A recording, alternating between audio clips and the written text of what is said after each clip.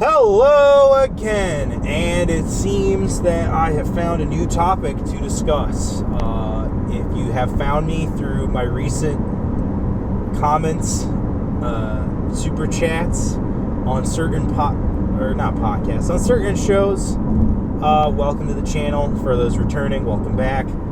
Anywho, down to brass tacks. Today I want to talk about the myth of the Twitter audience and how there are certain studios out there who believe that the Twitter audience is the real audience that exists in the real world, that pays for your movies, pays for your merchandise, and keeps the lights on in your multi-million-dollar mansions.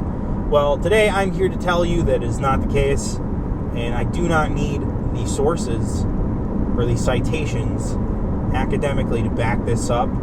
It is proven that the people who shill on Twitter, who make every kind of franchise a political statement, if you do not support this, you are a ist or a phobe.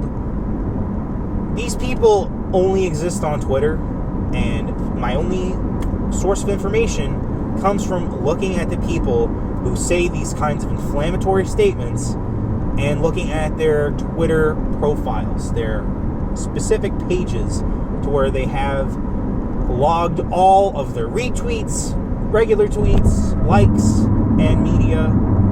If you go to each and every one of these pages, you will see the truth, and the truth is that these people, all they do all day is just talk shit on Twitter.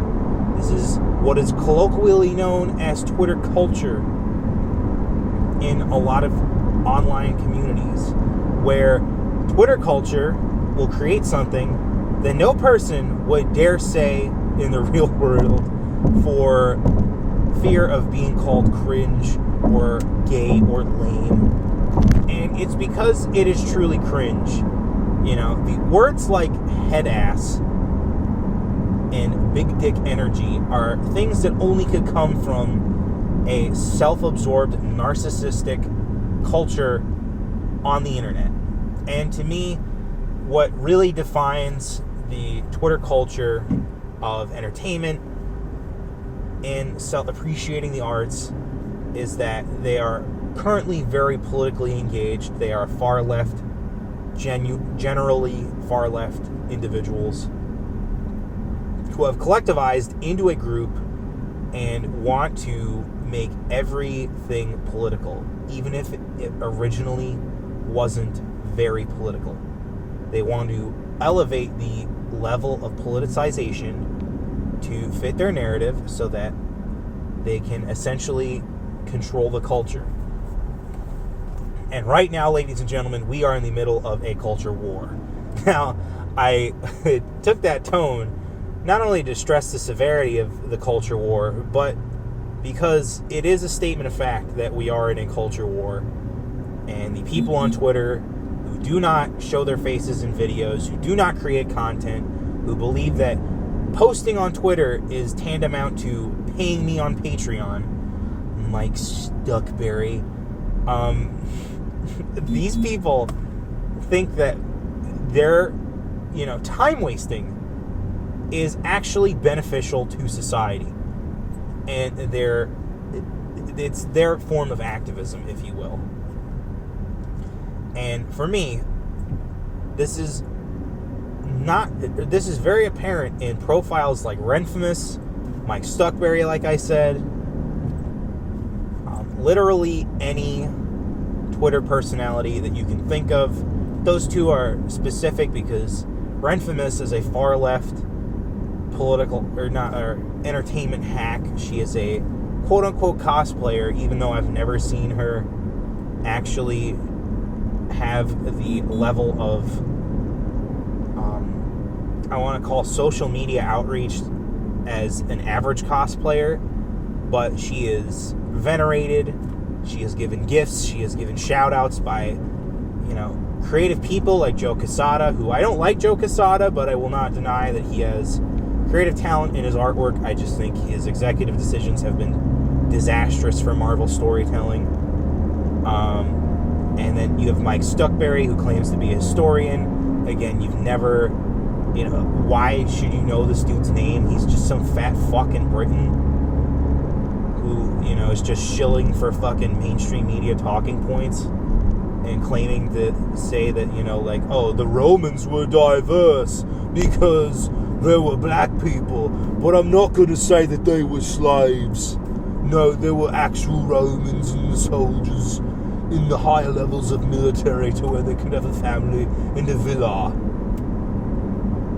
But please support me. I am Mike Stuckberry on Ko-fi and Patreon. And yeah, these kind of people are Twitter personalities. And that should be a Urban Dictionary or TV trope definition, because this is all their existence amounts to. They appear on Twitter.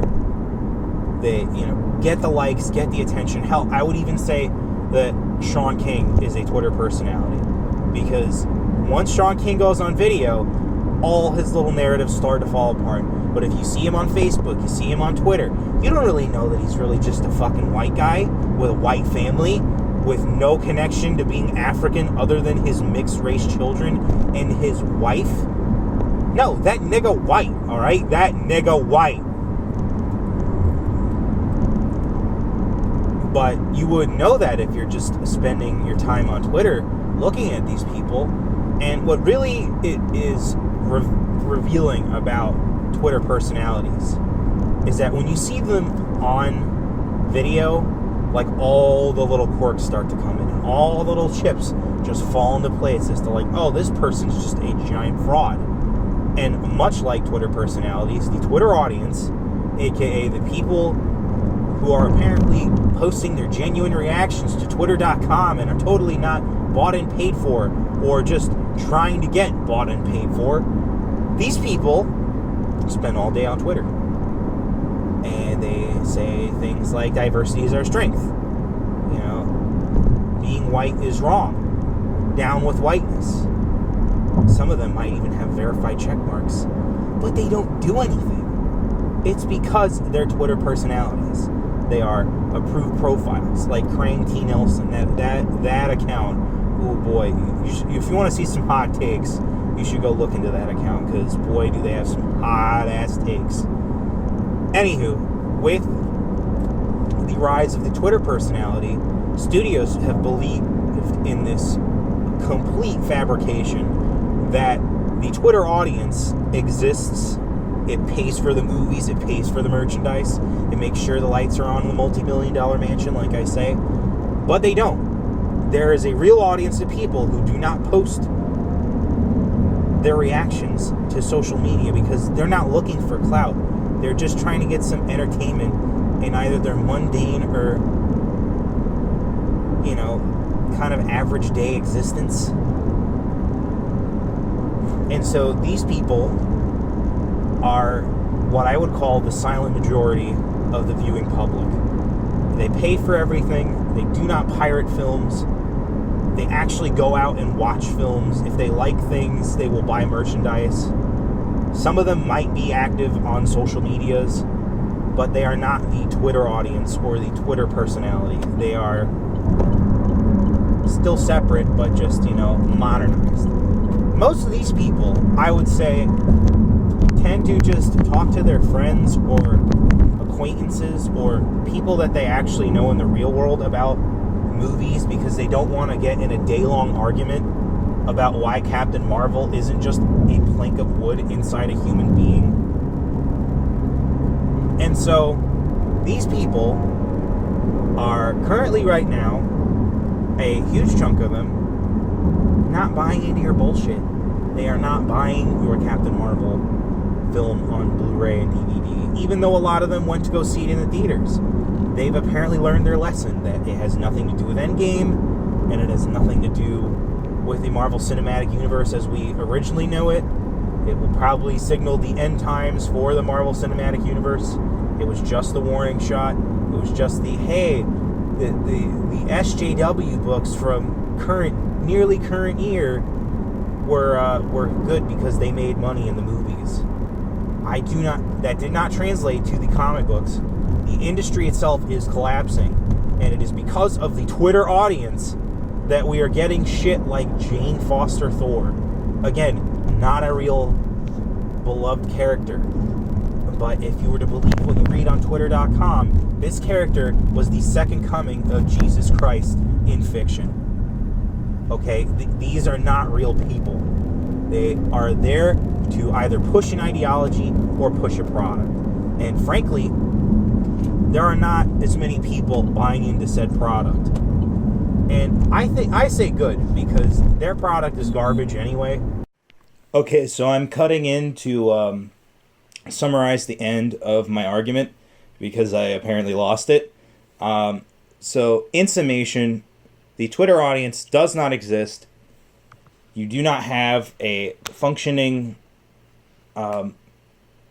platform to build franchises off of using just Twitter alone. You do actually have to get out there and make your product really wow the masses. Twitter can be a great gauge of initial reactions, but as far as when you are trying to build hype, you should stay away from it. When the product is finished, however, Twitter can be used as a great function to figure out if something is good or bad. My issue with this overall is that you have made personalities out of some of the worst people on planet Earth. Before I recorded this commentary, that umbrella guy was not doxxed and harassed by Renfamous, by Tim Doyle, or by Sharon whatever his face is, the voice actor who was very anti-Vic Mignogna when that whole situation first uploaded. And now that that has blown over, you have shown there is a clear example as to Twitter radicalizing people, pushing certain radical people into the mega spotlight, having them become the moral police, and using Twitter as a weapon to silence dissent. This is all part of the Twitter outrage mob strategy, is to drum up mega reactions against things that are considered socially taboo, go out, ruin these people forever. And in reality, it wasn't really a mob. It was 12 weirdos organizing random average Joe users on Twitter.com to get what they wanted out of the whole situation. And for me, that just goes to show that it's time to stop Twitter. It's time to stop. It's just... At what point do we just venerate people like fucking Eugene Gu, who, is a serial domestic abuser because he has the best takes on President Donald J. Trump, the 45th president of the United States of America? I mean, at what point do we just start handing out Twitter verifications like candy on Halloween, These are people who do not have public profiles, but because they have an account on Twitter.com, have become public personas who do pay-for-play favors, who, get all these kinds of rewards for being socially active on Twitter.com and doing literally nothing else with their lives. I mean, the whole point of verification was just to verify a public persona. And we have now created public personas out of journalists, out of cosplayers, out of people who do not have, out of average Joes like Eugene Gu and Mike Stuckberry. We have created personalities out of people who do not need public spotlight. And yes, cosplayers have active social medias and they should have the right to be verified. But in the large scheme of things, you're going to have, troll accounts be made of yourself regardless of the verification status. And to me, a cosplayer is one step below prostitute. So I if you want to verify prostitutes, it's cool, but don't really see a purpose. So anyway, the Twitter audience is a myth. All you have to do is look up any of these 12 psychos on Twitter.com and see that they are just pushing around narratives, pushing around an agenda, trying to get people to be excited for things that they probably don't give a shit about. getting them mad about things that that definitely do not play a role in their lives. And we're sick of it. And if you fuck with us, tread lightly.